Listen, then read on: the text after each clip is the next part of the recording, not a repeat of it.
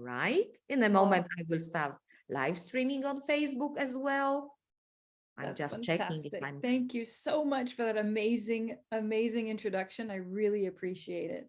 Oh my gosh. And I'm so happy to see all these amazing names and wonderful people, even from around the world. I mean, just, it's great to be a part of this and to kind of share my love of teaching scientists, which I've been doing for, well, basically officially since 2018, but I've had a lot of experience with teaching, working with scientists, editing articles. I'm even married to a mathematician, so I've been, working on his articles and things. So it's a very, very interesting area. And if it's something that you're interested in getting into, I strongly recommend it. So I'm going to talk about, if any of you don't yet have any experience of working with scientists, but you're thinking about it, you're considering it about it, this is definitely a good webinar for you to watch.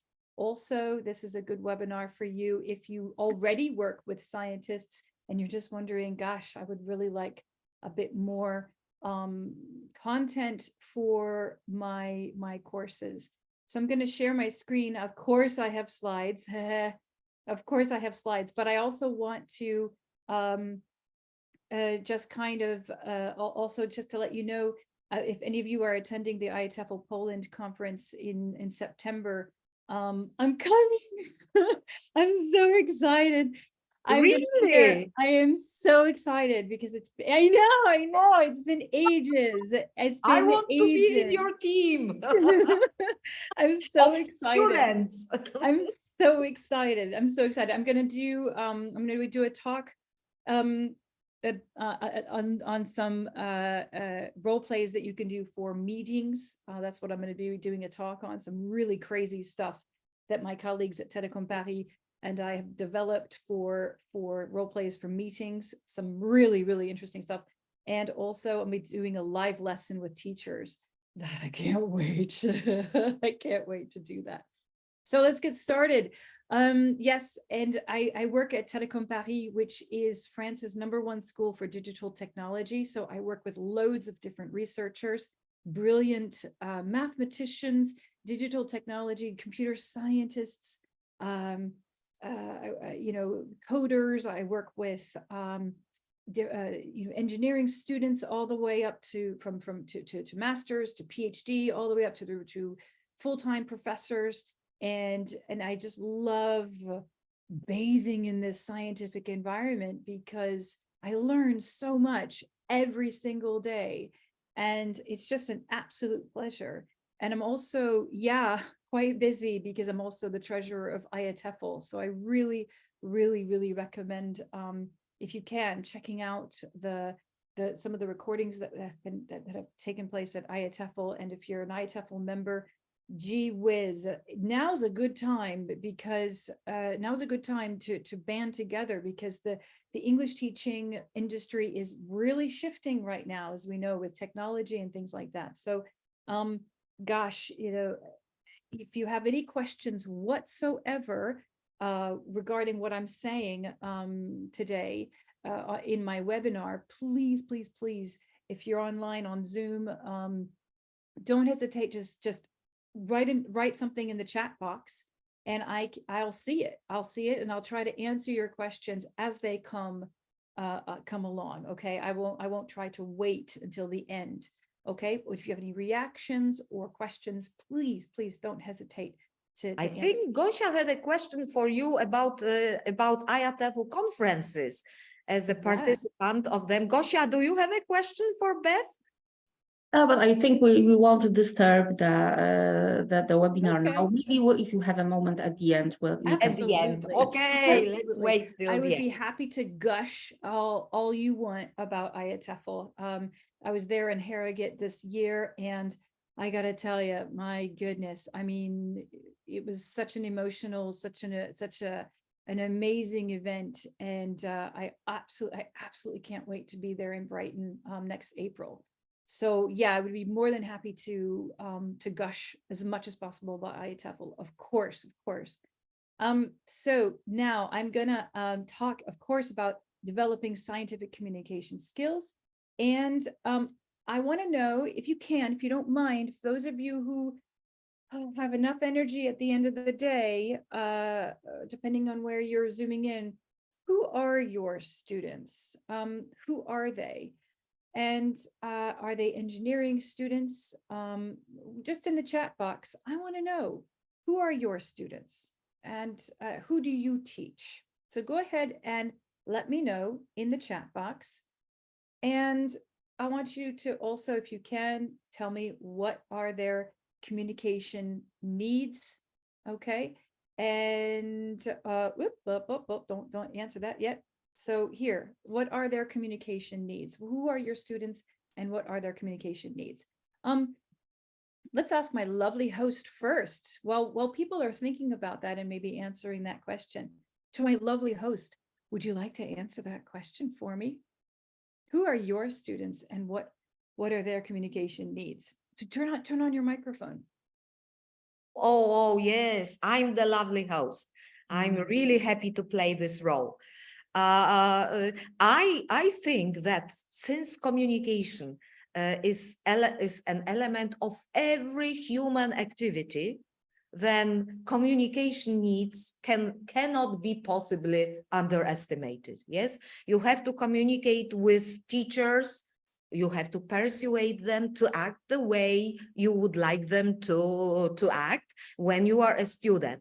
Since very early age, you negotiate with your parents. Yes, you are hungry, so you start crying. Yes, those are all kinds of forms of communication, be it verbal, non-verbal, visual communication, persuasive communication, or interactive communication. Our needs for communicating with people there are so many of them that this is the necessity for us to live. If we stop communicating with other people, we human beings are social human beings, yes, then we die. Yes, we stop communicating, we start dying. So our communication needs refer to every single activity that we undertake while relaxing, but also while working. Yes, so yeah, I agree. And I think that communicating is something that's just we'll never lose that. We'll never lose the necessity to do that. And with scientists in particular, very often I find that they sometimes get really caught up in the need to publish, that the written communication is absolutely essential for them. But I also like to remind them, well, guess what? You also need to go to conferences. You also need to be able to communicate to non-specialists. So for example, if you're a PhD student and if you're going to have guests coming to your laboratory, you absolutely need to be able to communicate to the visitors who come to your lab. If you are going to be doing a PhD defense or PhD thesis, I've seen many PhD defenses and PhD thesis defenses, and the jury themselves are a mix of professionals and a mix of experts in the field. You may be going to a conference and sometimes being asked to collaborate on a project. We see also grants. If you're going to be applying for grants, then as a scientist, then very often there are other scientists in other fields who are working together for those grants. And it's absolutely, oh my gosh, I agree with what Tamari said in the chat box, that COVID-19 pandemic showed the importance of communicating scientific knowledge with laypersons. So true, because we suddenly had a very, very complex scientific idea of pandemics and viruses and the propagation of viruses that laypersons suddenly had to understand, and getting people to understand and to getting scientists to break down complex information into very clear, digestible facts that they could internalize themselves is a real challenge. I mean, I deal with it every single day in my household because like I said, I'm married to a mathematician, and my mathematician friend, my mathematician husband was constantly looking into the mathematics behind COVID-19 and the viruses that were, breaking, into different variants. And he himself was doing mathematical research in the area of viral propagation. And my God, I had to really, really push him to kind of break this down in clear, digestible bits. So what today is all about, here we go, the outline, finally. First, I'll talk very, very briefly about the spread of English as a medium of instruction. So if any of you are considering this as a career path, I would strongly recommend it. It's very, very cool, very, very interesting. And then I'll also do a very shameless plug of my new MOOC on Coursera, Promote Your Scientific Results, which all of you can now use. You can use it in the flipped classroom environment. You can use it as a course tool. You can use it with your students. You can use it for your own purposes, whatever you wish.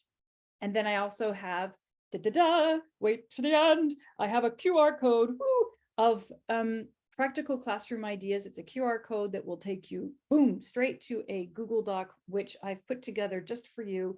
And it's got basically a whole course syllabus for you to literally copy and paste, with all the links of all the fun activities I use with my students for the classroom. So if you're looking, if you're in program development yourself, or if you're looking into like saying, oh my goodness, what are we gonna do next year? Or if you're thinking about developing a themed course and you're looking for inspiration, then I'm literally giving it all to you to either pilot yourself or to change or to, cherry pick. Okay, so it's my thanks to you for spending an hour of your time in my presence here in Gif-sur-Yvette, in the outskirts of Paris. I want to give a shout out to my wonderful inspiration. And these are two plenary speakers who have really inspired me over the last couple of years. Libos Betanek, who gave the IATEFL 2022 plenary on EMI. This is a brilliant plenary talk, which I believe is still available. You can still find it. And it's an introduction to EMI. And also my dear, dear, dear friend, Divya Medhaven, who works at Centrale Supélec, literally down the street from my school. And she was the IATEFL 2023 plenary. And she is also an EMI expert herself. And she's just basically been my coach.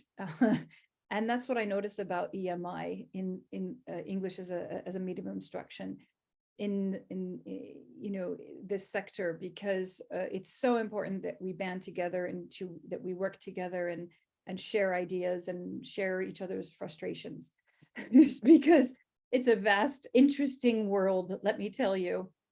And the current context that I'm dealing with right now, and it's going to absolutely like go crazy starting tomorrow, because tomorrow I get to actually present my EMI services to an enormous group of schools.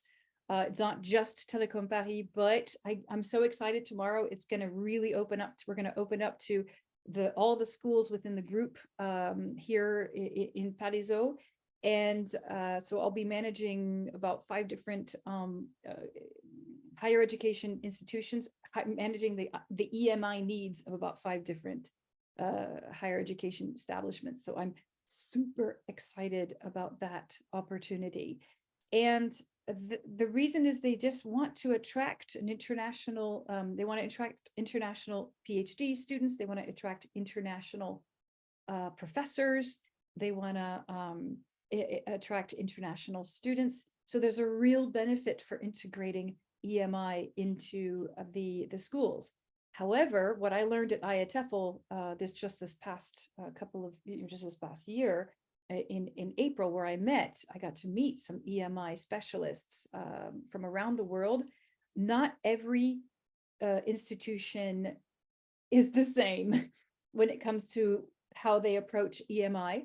I'll give you an example. My school, Télécom Paris, none of the professors are actually obligated to teach in English. Okay, this is not an obligation. However, in some schools that I know and that I met in Harrogate, some EMI teachers, they say, well, the researchers and the faculty on our campus, they're required to teach in English. It's like, wow. So they're busy. So every institution is different, okay? And every institution I find seems to have a different approach to it. And I think that's okay. That's the way it should be. But there's a lot of work to be done. So the communication needs of scientists. If any of you teach scientists, if any of you teach scientists, whether it be middle school students, high school students, undergraduates, PhD students, researchers, or professors, what do you think are some communication needs for scientists? Now, if you're interested in you know, if you're looking to fast track this question, an interesting piece of advice that someone gave me is to actually, my co-author Sinead Namour, she gave me this advice, is to actually look at the CEFR. And in the CEFR, there is quite a bit of interesting goalposts and goal points for people like us who teach scientists. And there's some things in there that make a lot of sense that we could use to teach scientists. But I don't want to give you the answers just yet. But yeah, just lots and lots of really good advice actually is in the CEFR. I've got communicating and let's see, a mix of productive. Here we go. We've got Andre, a mix of productive and receptive skills in service, public speaking, online events, absolutely critical. Writing and reading, I completely agree with you, Andre. Vocabulary, idiomatic expressions, yep, yeah, and particularly breaking down jargon. Hey, Tamari, hello from Wrocław, hello. I miss the city too. I miss Wrocław very, very much. I'm coming to Wrocław, and so I think that when you say idioms, there's a lot of jargon in the scientific world, lots and lots of jargon. I'll even say that,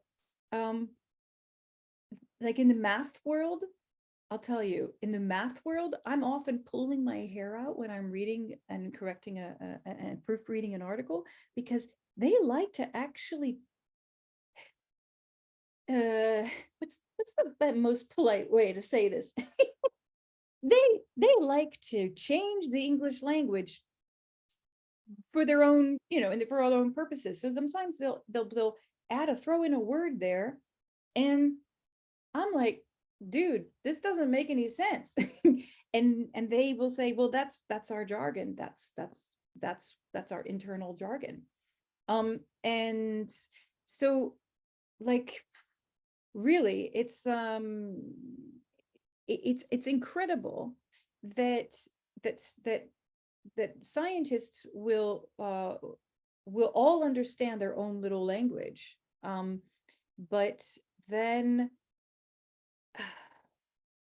we as language instructors are obligated to kind of go back to them and say, okay, what does this actually, what are you trying to say? Or rather just say, is this indeed a part of your jargon? Yes or no? Do the people within your industry, do they understand this? Yes or no? And I often take their word for it. Okay, if they say, yo, yeah, this is in the literature, then I say that's fine. However, I find that they struggle if I'm asking them to explain it to me. They really, really struggle in breaking it down in digestible pieces to help me, the layperson, to understand that. And that is really key here. So based on my experience, here are the communication needs of scientists, and based on my experience in really diving deep into this industry since 2018, I think they really struggle at adapting their message to various audiences.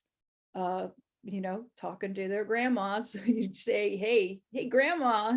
Grandma says, so what is it that you do today? And they have to talk to grandma. My daughter is constantly asking my husband, what do you do? What's your job? And breaking down complex information, concluding quickly. That's another one, making it short and sweet. We have a new competition that we're going to put on campus here at Télécom Paris, which I'm super excited about. And I have to thank Divya for giving me this opportunity. And this is a 3-minute thesis competition. And we're going to do this, a 3-minute thesis competition for the PhD students, and they have to summarize their research in 3 minutes. It's not a new concept. It comes this is an international competition, but held locally. There are very specific rules, and what's great are the rules. You know, the presentation has to be appropriate for general audiences, and that is fabulous. What a great idea! And so I can't wait to do that. Let's see, overcoming the illusion of transparency. Now, this is a very cool concept that you can just toss in there in your conversations with researchers. And the illusion of transparency is as follows. It's where the researcher is basically explaining their research, they're explaining the work that they do, and they're making the assumption that if whatever is coming out of their mouth is going directly into the brain of the listener, and the listener is saying, I understand everything you're saying. But what we know as educators, we know that's not always the case. Even when we are trying to teach our own students something, you know, a complex grammatical structure, we know as educators that not every student or not every learner is going to internalize what we say. But researchers and even research professors don't always get that. It's a very common illusion. I agree. And I love the sound of it. The illusion of transparency. It means they have the impression that they're being transparent. They're not. And when you put it that way, they like, okay, all right. All right, makes them think about it. Mediating questions in a concise way. This is also very, very challenging for them to do. Showing appreciation for their team and their peers. Also, they have to be reminded that some of the articles that they worked on was a team effort, or if they're in a panel discussion. Many researchers are invited to conferences, and not only are they speaking like I am, just one person. It's very often there's panel discussions. IATEFL Poland, you've got panel discussions, conferences. We're always having panel discussions.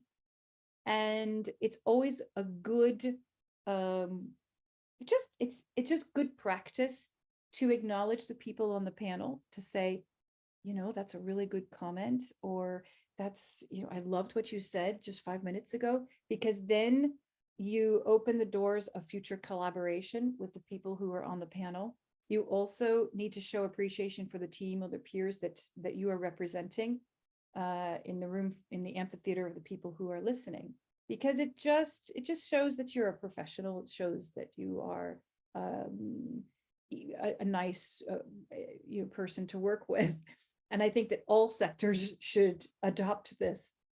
And of course, developing public speaking skills. So if any of you here develop public speaking skills or teaching public speaking skills, you're already well on your way. And that's how I got started, was teaching public speaking skills. And then I branched into EMI and I started to work on different skills. So if you teach public speaking skills, doing EMI is something that you might want to consider. So what I do at Télécom Paris is really vast. I proofread scientific articles. This list, by the way, may or may not be your cup of tea, as they say. They say this all the time over here. They love that idiomatic expression. And if you're looking at this list, you may look at this and say, oh God, no, I would never, I can't fathom this being a part of my job. But just so you're aware, this is what I do at Télécom Paris. And I love every bit of it. I really, really do. So proofreading scientific articles, translating administrative and marketing documents. Yep. Translating important messages for the management during COVID. Oh my God. It was non-stop. Sometimes at 10:30 at night. But fortunately, things have calmed down. Help with conference talks, help with MOOCs. So sometimes our professors need to develop MOOCs or internal courses for their classes that take place in English. I often help facilitate that, on an English level. Train administrative staff, because they have to communicate with our undergraduate and graduate students and our PhD students. So I'm often training the staff members of our institution to communicate with our international students. I often do very short training seminars for just short things like CV writing, statement of purpose, interviewing, different things like that. Setting up doctoral training programs, like I do a doctoral training on mediating scientific communication, which I do with Sinead, and I do with my really good friend Melania Bergelis, who you should invite as a speaker. She's amazing. And I also published a MOOC on Coursera, Promote Your Scientific Results, because I really felt that there was a need. So here comes the shameless plug. Ta-da! Sorry. Oh, family. Do I have family? Let's see. They're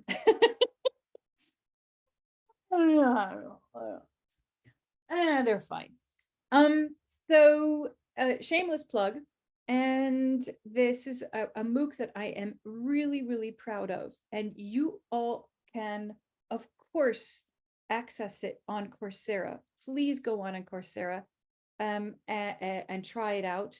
All 30 videos are free of charge. And I really insisted upon this when I designed this MOOC. I wanted to maximize the free content because let's just face it, this is a MOOC on a global scale, and there is so little content available for EMI facilitators like ourselves. There's so little content to help teachers with teaching scientists. So is it a course just for teachers, English teachers? Not necessarily. It can be used as, for example, independent study, or if you have students who have are a little bit behind. If you have engineering students who are a little bit behind in their coursework, you can use it to just help them, get them some extra, extra coursework. I use it as what we call rattrapage, which is makeup work. So sometimes we have students, sometimes we have students who need to do a little bit of makeup work at the end of the semester. I also integrate this automatically into the training programs I offer for PhD students and scientists. And I also integrate it into a themed course for promoting scientific skills, scientific communication skills for my engineering students. You can do whatever you want with it, honestly.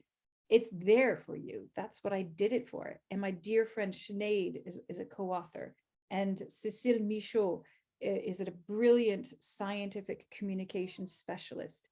She collaborated with me on this MOOC, but we also have scientific experts. We have the president of our university, Télécom Paris. He even participated as well. We have an oncologist, we have a physicist, we have a neuroscientist, and they all give excellent advice. We have a podcast, scientific communication podcast specialist. We have a physicist who has been on television so many times. and gives just some brilliant advice. And the videos are really high quality. The modules are very, we really help the scientists sort of ease into it, because not every scientist is comfortable with promoting their scientific results. I'll be honest, and I'm curious to know what it's like where you are, if you don't mind. Mexico, my goodness. That's awesome coming from Mexico. I know we've got teachers chiming in from loads of different countries, and I'd be really curious, if you don't mind, putting in the chat box, telling me, is it normal where you are? Is it considered normal to promote your work? Okay. Or do you think that scientists feel very shy, or feel like it's inappropriate, or maybe it's even taboo? I'll be honest, in France, it's just a tiny bit taboo to promote one's work, to kind of put yourself out there, to sell yourself. There's a lot of modesty. And that's very interesting. There's a lot of modesty as well. Yeah, false modesty. I'm very interested in that. That's very interesting. I'm going to tell you that as an American, okay, here it comes, guys. As an American, promoting oneself comes naturally to me. Okay, I'll be honest with you. And I've been trained since I was a little girl to do this. We do this. We put kids on stage at the age of 5, and we make them do plays. We make them do songs. Even if they don't want to. So if you're an introvert, it's a nightmare, but we still make them do it, right? And is that good or bad? That's a different webinar. Okay, the power of introverts, by the way, the power of introverts is a brilliant TED Talk that you should all check out, because I show it to my scientists, because I think it's really important to keep that also in mind. But going back to what I was saying about, American culture, we're so used to promoting our results. In fact, if you're hired by a higher education institution in the United States, it's kind of expected that you would promote your work. You would promote your work by seeking grant money, promoting your work through conferences, through publishing, through speaking to the media. It's really expected. You're expected to promote the school. Not so much in other parts of the world. And so I thought, well, why does America get all the training? Why does America get all the training in this? And so I wanted to open the opportunity to train people, to train scientists, and they're out there. They are out there. There are scientists out there who in other countries who have this sort of innate or feeling or just this desire to promote their work, but they're not encouraged to do it. Either not encouraged by their PhD professors, or they're not encouraged by their peers, or culturally it's just not done. And I think that, I want to reach out to those people. I want to reach out to those scientists and say, no, it's okay. You can do this.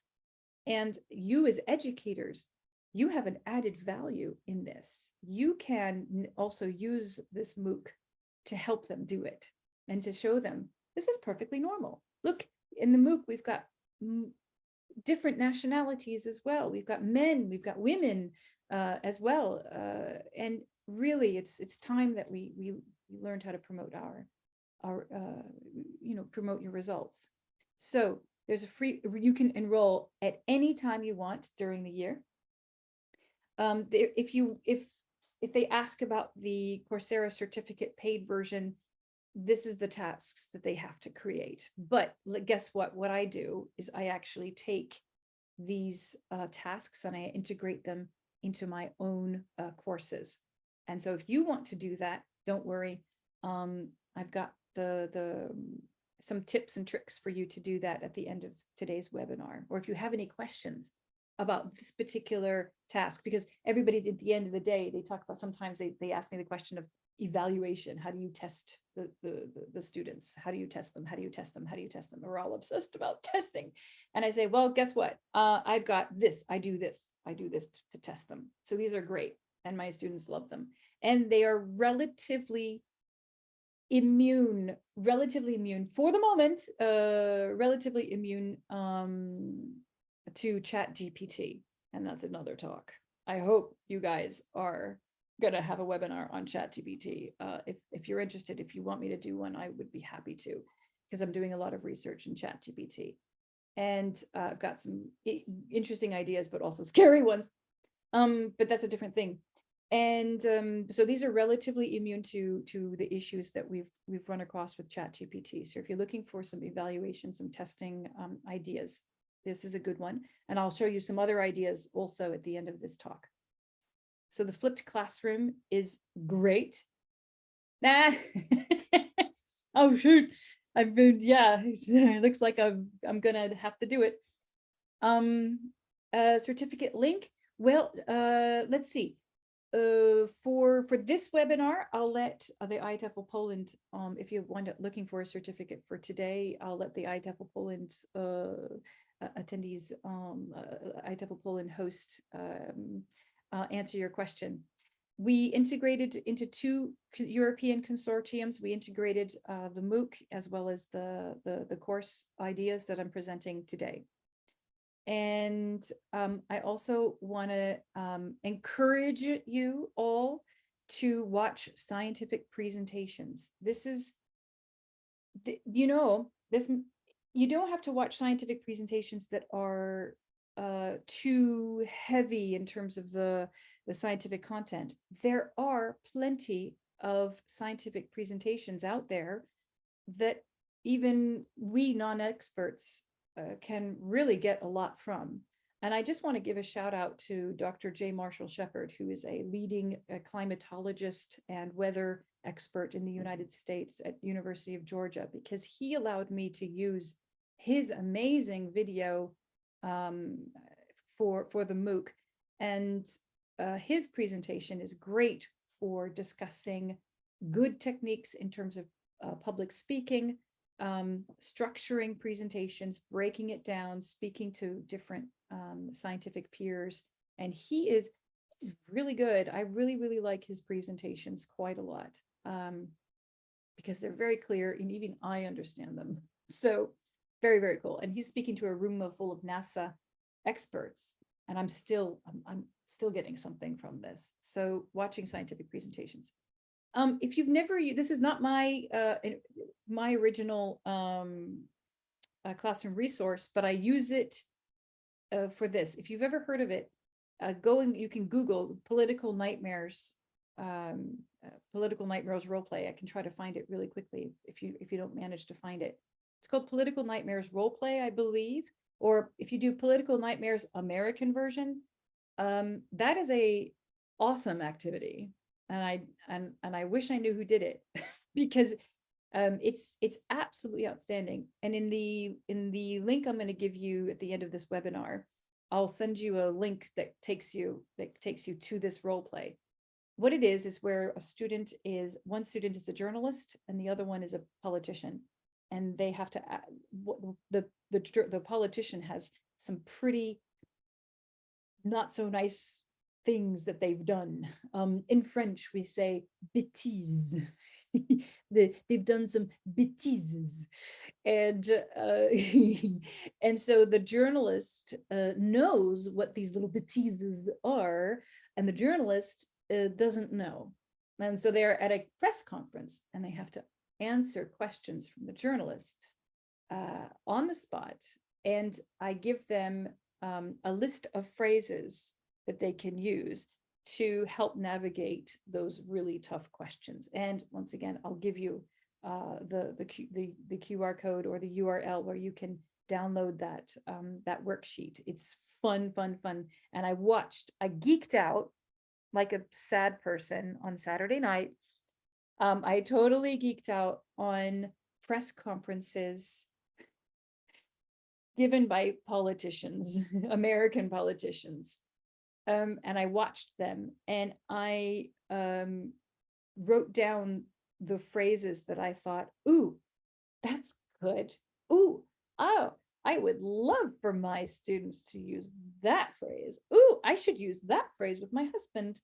And just little phrases that you can use. Great for advanced persuasion, or even better, if any of you teach debating, oh yes, this is the best activity. Oh man, they love it, because in debating, you've got to, ask, they'll do the points of information. You've got to ask the questions and stuff. This is amazing. So let's see now. Oh, my students love this. My engineering students love it when I ask them to do MP3 recorded pitches. 3 to 4 minutes maximum, and they have to pitch their scientific passion or scientific results, depending on if they're PhD students or researchers, or just pitch something that is scientifically related that they're passionate about. 3 to 4 minutes in an MP3 recording, and they submit it onto our internal Moodle, or they can submit it on WeTransfer, or that you can have a Google, file where they can submit the file. There's lots of ways you can manage this in terms of technology. But everybody's phone can record stuff now, or there are websites where you can actually make an MP3 recording. And this is great for answering tough questions. So you can submit some questions in advance and ask the students to answer them. You can actually get the students to ask questions for you. That's what I do. I make them all do the work for me. I'm just like, So but what I do is I meticulously go through every recording. So it's only 3 to 4 minutes, guys. Is I improve their pronunciation, and they really, really appreciate that. Like every semester I get comments from students. Thank you. You're the only teacher at our school that corrects the pronunciation. And they genuinely appreciate that. Also improving intonation. I force them to pause. I force them to slow down. I force them to find the music of the language. I force them to imagine they're doing a podcast. I force them to think about, okay, whether or not they would want to listen to themselves for the next 30 minutes, because a podcast can last an hour and a half. So if you're going to be interviewed as a scientist, as an expert for an hour and a half, you better have a nice voice. Otherwise, people are going to turn you off. And there's a brilliant example of a wonderful scientist I was listening to, The Diary of a CEO. I'm putting this in the chat box. The Diary of a CEO is run by Stephen Bartlett, who's you may recognize his name in the UK. He's one of the dragons, if you like to watch that show. And he invests in a lot of interesting startups. But he also runs a podcast, and his podcast is very, very cool. And there's one particular podcast about the dangers of glucose, and it's actually, he's interviewing a French biologist. I watched it. You can watch the podcast and you can listen to it as well. I gotta tell you, she was outstanding. For me, she ticked all the boxes, and she has this brilliant voice that we can listen to for 90 minutes and not get bored. She's articulate, she's clear, she breaks things down to its pieces, she compliments her peers, she does everything.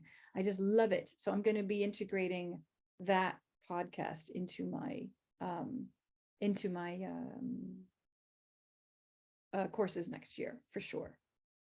Meeting role plays. You may find it unusual why I'm integrating this into my scientific communication courses, but honestly, researchers and scientists and professors are not immune to meetings. And they just hate them. They hate them. And more, the meetings are taking place in English, and they have to find a way to cover up the fact that they're so unbelievably miserable. So mediating questions in a concise way, mediating challenging situations, developing language and turn taking. That's a tough one for some of the mathematicians out there. Adapting their message to various listeners, that's also a tough one. So yeah, meeting role plays are great. And if you come to my talk at IATEFL Poland in Wrocław, I'm going to give you tons of really fun, crazy activities for meetings. And finally, creating video pitches. I strongly recommend it. It's great for adapting one's message to various audiences, breaking down complex information, concluding quickly. This is all from CEFR. This all ticks the box for the CEFR. I mean, it's fabulous if you're in program development. Overcoming the illusion of transparency, showing appreciation for your team and peers. Yeah, they have to do all of this. Developing public speaking skills. They got to do all of this. Now, I don't think we're going to have time, but my brilliant students, because I want to leave time for some questions. My brilliant students did an absolutely wonderful video pitch. I just want to give a shout out to my brilliant students who started TESOL, which is a humanitarian organization on campus here at Télécom Paris, and they are after my heart. They used my class to develop a whole pitch for the school and for the administration to say, okay, this is what we want to do.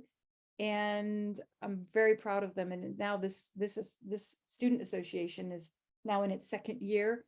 They went and what they do is they go to basically renovate schools. They take shelves of buildings that don't even barely look like buildings, and they renovate them, and they help the schools, and they bring in school supplies, and they help the teachers, and they actually also train the teachers in digital technology. It's amazing. And I'm thinking about my students right now who are currently in Senegal, who are on their second humanitarian mission. Media interviews. I got to tell you, if you're looking for an idea that is efficient and you can, you need to evaluate groups of lots of students in one block of time, this is great. And I got to explain how this is working. And this is my last tip and idea for you for the classroom. This is what I use for my final exam for my students, is I get 3 or 4 students to be the journalists, and they have to watch the videos of the students that they're going to be questioning. They have to watch the video pitches, and they have to come up with questions. And I tell them I want them to be super tough, like super tough. They can ask questions about the money. They can ask questions about, they can ask really stupid questions. They can ask really, really highly intellectual questions if they want. They can throw in jargon. They can do whatever they want. And the experts, that's the experts on the other side, they have to come to the media interview ready to answer the questions. And I have very specific grid, very specific rubric on how I am evaluating them. I share that in the link that you'll receive at the end of this webinar. So I share the way I evaluate these students. So everything is crystal clear, everything is transparent from the view of the student, but they have so much fun torturing each other. It's great.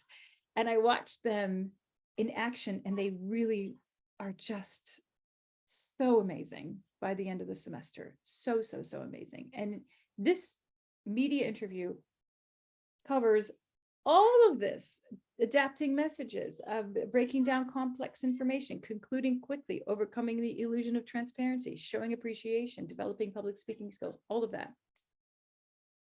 I should probably explain the elephant in the room in this photo, because my absolutely brilliant student, Victor, he wanted to bring his CEO to the meeting. So he brought this enormous elephant with him. I said, fine, because I'm crazy like that. So anyway, here you are. Merry Christmas. You know, if you're looking for a full-blown themed course for developing scientific communication skills, and it integrates the MOOC, here you are. You can use this QR code, or you can, here, you know what I'm going to do is copy and paste it into the chat box for you. And it's a Google Doc for all of you to use as you wish. You can take whatever you want from that syllabus, really, and it will save you an enormous amount of time. Look at me like your ChatGPT course designer, because that's what I do now. I sometimes, when I go on ChatGPT, I'm like, hey, I got to design a course for, but this has all not been, you know, generated by a computer. This has really been tried and tested. This is a course syllabus that I've tried and tested like now a year and a half. So and very, very happy with how it's now come together. So there you go. Thank you so much for your attention. And if you have any questions, I'm ready to answer them.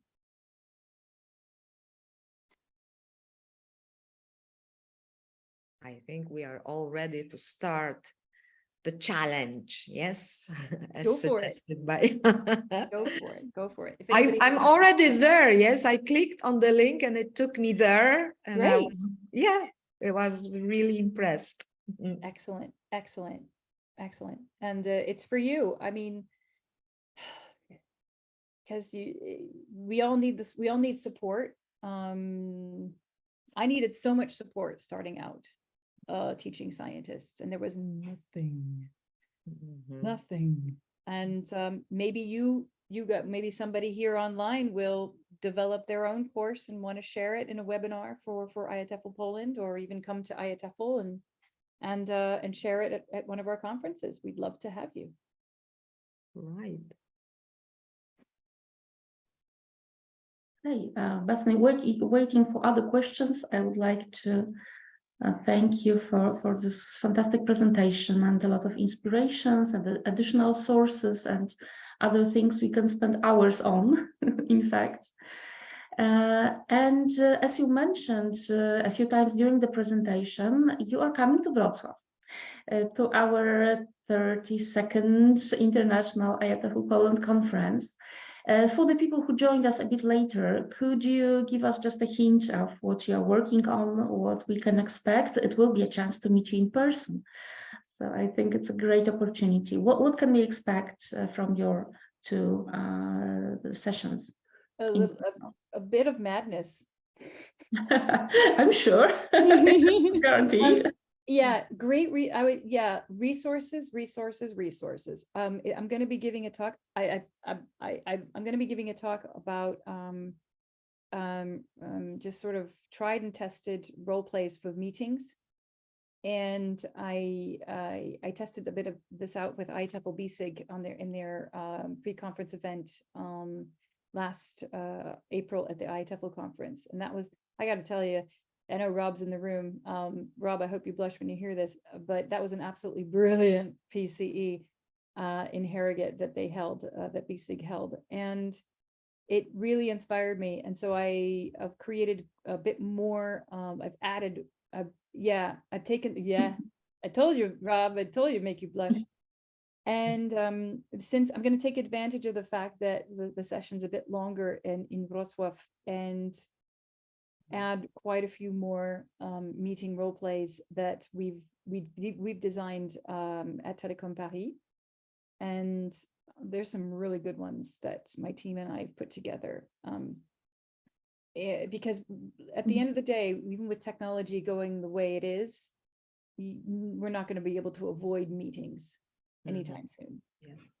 And the language that we're going to need during those meetings, and the mediating language that we're going to need during those meetings. Professionals who, I was just talking to somebody today whose daughter has just gotten accepted to a major airline company. I'm not going to say which one, but she was put in a Zoom room full of all the other candidates, and they had to, that was the interview, all the other candidates together with one person from HR. And we're going to be seeing a lot more of that. Group interviews, basically, just because can we really trust written communication anymore? Can we trust that it's really coming from that individual? So I think developing oral communication is going to be absolutely crucial moving forward, and meetings is a part of that. So that's what I'm going to be talking about. And so, yeah, I'll be giving lots and lots of resources. I love coming to IATEFL Poland conferences because everybody's like me. They just really, really need something for Monday badly, quickly. And